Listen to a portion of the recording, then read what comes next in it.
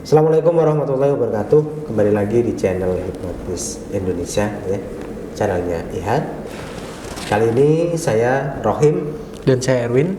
dan kali ini kita bahas tentang apa itu kondisi deep trance, trance yang mendalam. Deep trance ini bukan yang paling dalam ya, tapi yang biasa dipakai untuk memasukkan sugesti. Sudah bisa Standar Ada hipnoterapi ya. Ya, standar hipnoterapi paling tidak di deep trance. Kalau mau diperdalam ya ada somnambulism, ada profound somnambulism, ada coma state, ada mati. Nah, sebelum kita bahas ya, yang belum subscribe silahkan subscribe channel ini dan bunyikan lonceng. Dan insya Allah akan banyak manfaat ilmu hipnotis yang bisa Anda dapatkan di channel ini. Baik, kembali kepada tema ya, apa itu kondisi deep trance? Deep trance ini kalau setahu saya ada namanya light trance, ada tingkatan light trance ya. Trance biasa, tidak trance, light trance, medium trance, deep trance. Ya, berarti di level 4. Kalau Pak Erwin sendiri pernah pakai EEG ya? Iya. Ada nggak dicoba ada leveling deep trance di situ? Ada tulisannya gitu ini? Nggak ada kalau Nggak ada deep ya? trance, tapi kan ada alpha beta.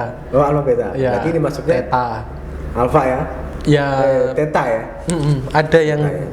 sebetulnya dalam satu kondisi itu kan otak itu bisa memproduksi berbagai macam gelombang tadi ya. Jadi belum tentu, tapi didominasi ya antara theta dan alpha. Jadi di range sekitaran segitu. Cuman kadang ya ada beberapa beta. Cuman kan di titik-titik yang dimana tidak berkaitan dengan fungsi kesadaran, misalnya titik yang berkaitan dengan penglihatan, dengan pendengaran kadang malah lebih tinggi.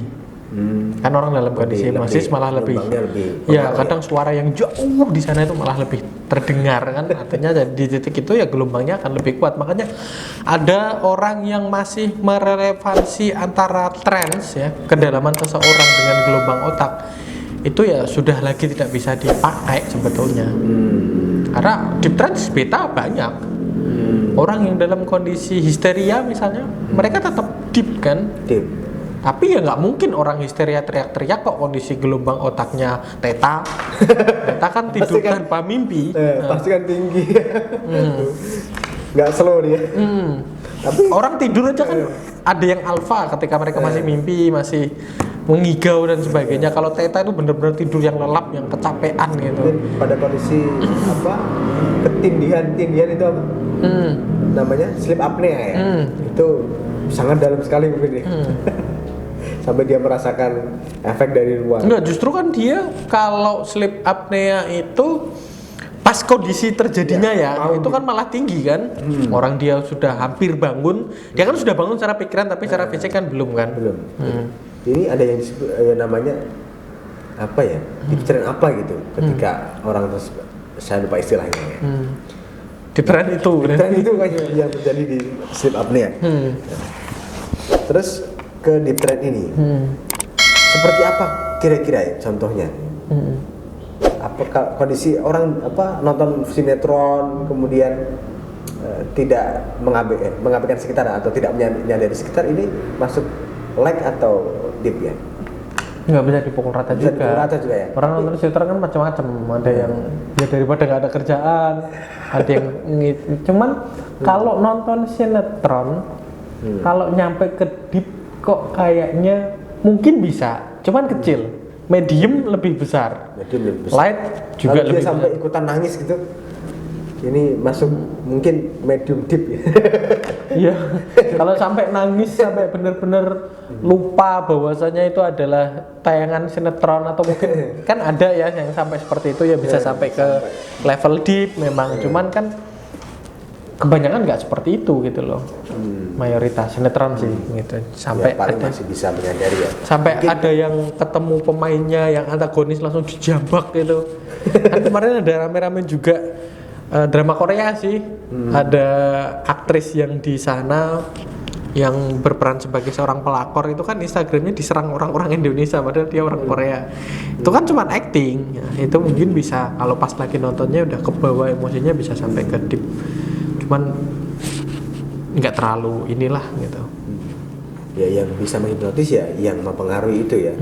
Misalkan kalau dalam ranah misalkan musik panggung gitu ya, orang saking lupa daratan, joget-joget itu masuk dalam dips yang ringan mungkin ya, relax. Jadi sampai dia mengabaikan temennya, saking nikmatnya menikmati tontonan, itu kita bisa lakukan sugesti. Ya yang bisa lakukan sugesti ya yang ditonton gitu. Bukan kita sebagai orang yang di sampingnya. Mereka kan bukan terhipnotis oleh kita kan. Iya. Terhipnotis oleh apa yang mereka tonton. Mungkin ada yang berpikir kalau sudah di deep trend ya kita bisa lakukan hipnotis. Ya siapa dulu dia deepnya kenapa gitu. Kalau deepnya karena Anda ya Bukan bisa. instruksi kamu kok gitu. Kayak fenomena tarian sufi itu menurut saya juga medium deep lah, bisa sampai ke deep juga kan. Mereka bisa muter-muter terus tanpa merasakan rasa pusing kok gitu. Kalau normalnya nggak trance kan bisa pusing lah, bisa muntah-muntah lah gitu. Ini seperti saya dulu pas di TK ya, kan ada lingkaran kayak globe itu ya, saya muter-muter muntah-muntah. Berarti tidak deep saat itu. Iya, nggak masuk ke trance sih, nggak belajar sufi. Oke. Nah, ini kan pertanyaan apa itu, terus kemudian ciri-cirinya misalnya yang kalau tadi kan general gitu dan sifatnya kan trial and error, kalau kayak sinetron, kayak mungkin tarian sufi atau mungkin ya nonton-nonton film atau konser gitu kan. Nah, kalau di hipnoterapi terutama ciri-cirinya katalepsi ya. Katalepsi ya, mati kaku atau katalepsi tapi sebagian kan. Ya mungkin dengan posisi duduk yang tegang gitu. Kan apa enggak goyah gitu. Misalkan pas lagi nonton sinetron dan ada film itu kemudian kaku bukan berarti kaku beneran ya, tetap bisa goyang namun terpana itu gitu. terpana ya seperti terpaku tadi. gitu ya. Ya terpaku. Jangan sinetron lah, kita ngomongin hipnoterapi nanti kita dimarahin jadi duta sinetron misalnya. Hipnoterapi misalnya dengan instruksi gitu kan, ya, jadi rilekskan seluruh tubuh. Di situ dia menyadari nafas, dia tidak lagi menyadari posisi tubuhnya, tidak menyadari posisi tangannya. Mungkin kalau dibilang kaku seperti kaku, cuman kayaknya bagi sebagian orang kayak kalau kaku tuh kan udah kayak mati. Mungkin berat mungkin ya, otot-ototnya itu rileks ya, kayak malas untuk katalepsi parsial gitu ya, sebagian ya. Dia tidak menyadari keberadaan, bahkan dia tidak sadar kalau dia berpakaian. Itu terus apa lagi? Mungkin fokus belajar ya. Orang fokus belajar, ngerjain soal yang rumit kemudian mengabaikan sekitar, kemudian dia fokus di situ sampai kadang lupa mandi. Enggak di hipnoterapi aja. Saya kira yang sehari-hari ya. Enggak, tadi kan itu kan trial and error. Kita kan ngomongin yang memang diciptakan. Nah, kalau deep trance yang dalam hipnoterapi kan memang diciptakan. Kalau tadi kan nggak sengaja, atau tadi belajar kan ya nggak sengaja juga. Trial and error yang diciptakan. Mata kaku mungkin ya. Artinya ketika disuruh buka mata ada namanya sugesti yang Dave Elman itu ya. Disuruh buka mata, kemudian tidak bisa buka mata. Kemudian diulang sampai 3 kali dan dia memang malas sekali buka mata. Itu masuk dalam kondisi deep trance. Kemudian ada lagi ciri halusinasi. Dia terbayang traumanya di masa lalu yang secara sadar tidak muncul ya. Dia pas diregresi kebayang, saya melihat si anak sedang ada di depan saya. Dia mukuli saya. Nah, ini adalah halusinasi positif ya. Sesuatu yang tidak ada jadi ada. Ini masuk dalam kondisi deep trance. Namun ya kita harus bisa mengerti, termasuk memahami fisik trennya. Kadang bibirnya pucat, kemudian pipinya memerah itu. Kadang juga keluar air dari hidung, air liur. Ada ya. Saya sering kok dapat Nggak kerasa dia, nggak kerasa nyadar, tapi dia nyaman, saking nyamannya. Jadi kalaupun nanti suruh bangun ya hal yang pertama mereka lakukan adalah usap liurnya, tapi ya dicuekin karena enak gitu. nikmatnya. Nah itu ciri-ciri secara fisik ya. Ada yang ngorok juga saya dapat di trend. Tapi nggak tidur. Ketika saya tanya jika kamu dengar suara saya, kamu anggukan kepala, ya ngangguk. Tapi ngorok dia.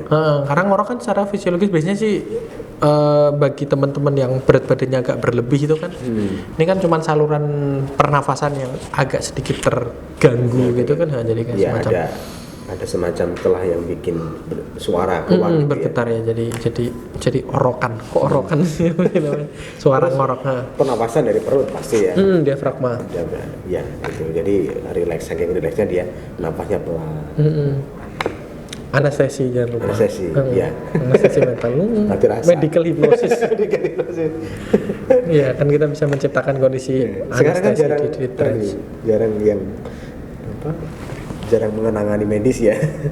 Jadi mungkin orang-orang medis yang paham tentang anestesi. Sekarang tidak ya, saya jarang ketemu para dokter, jadi cerita anestesi sedikit terlupakan. Seperti itu. Nah, itu sih ya tentang deep trance, dan yang pasti nanti kan deep trance itu lebih terbuka terhadap sugesti. Jadi dia lebih mudah menerima sugesti, lebih tidak bisa menolak, artinya mengiyakan informasi yang masuk ke dalam bawah sadarnya.